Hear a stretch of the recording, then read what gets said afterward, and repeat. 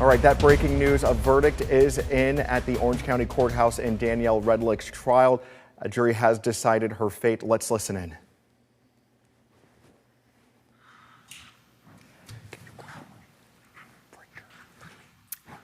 Okay, ladies and gentlemen, my understanding is that you have reached a verdict. Is that correct? Yes. Okay, would you please hand the verdict forms to the deputy, please?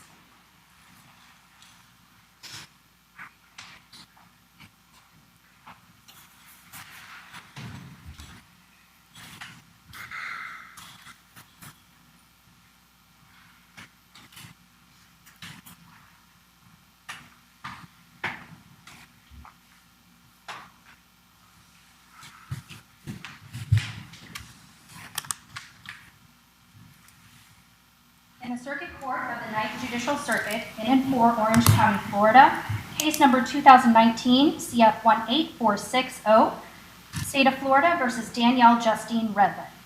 Verdict as to count 1, we the jury find the defendant not guilty. So say we all. Signed, juror badge number 283, foreperson. Special finding, this page was left blank. Verdict as to count 2, we, the jury, find the defendant guilty of tampering with physical evidence as charged in the information. So say we all. Signed, juror badge number 283, foreperson, dated at Orlando, Orange County, Florida, on the 17th day of June, 2022. And would you please poll the jury? Yes, ma'am. Juror badge number 283, are these your true and correct verdicts? Juror badge number 18, are these your true and correct verdicts? Juror badge number 220, are these your true and correct verdicts? Juror badge number 238, are these your true and correct verdicts? Juror badge number 356, are these your true and correct verdicts? And juror badge number 5345, are these your true and correct verdicts? Yes, ma'am. Thank you.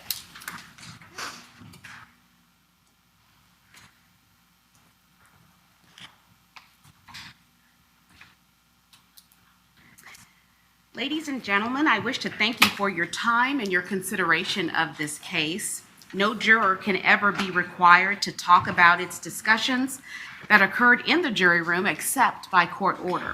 For many centuries, our society has relied upon juries for consideration of difficult cases, and we have recognized for hundreds of years that a jury's deliberations, its discussions, and its votes should remain their private affair as long as they wish it. So, the law gives you a unique privilege not to speak about the jury's work.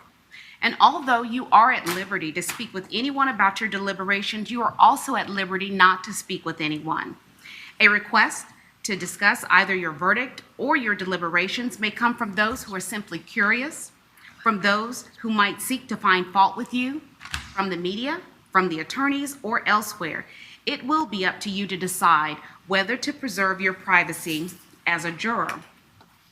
And so on behalf of the Chief Judge of this circuit, Chief Judge Lisa Munyon, I want to thank all of you for the 2 weeks that you have spent with us in serving your civic duty and serving as a juror on this case. Your duties are now discharged and you are excused. Have a wonderful day. Take care. You're welcome, sir. Thank you.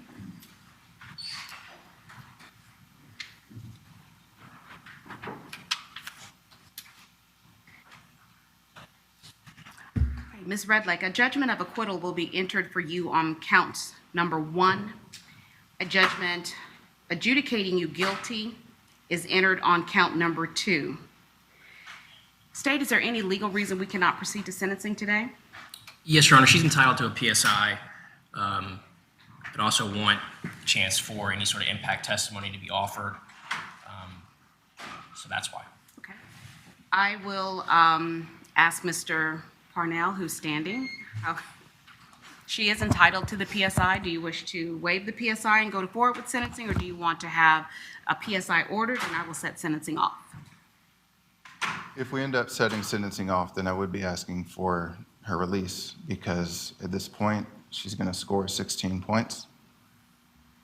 Jury has not made a finding that would allow for the court to sentence her to prison. Her credit at this point is 3.5 years, and I don't want her sitting in jail longer, which would essentially be adding and extending a prison sentence.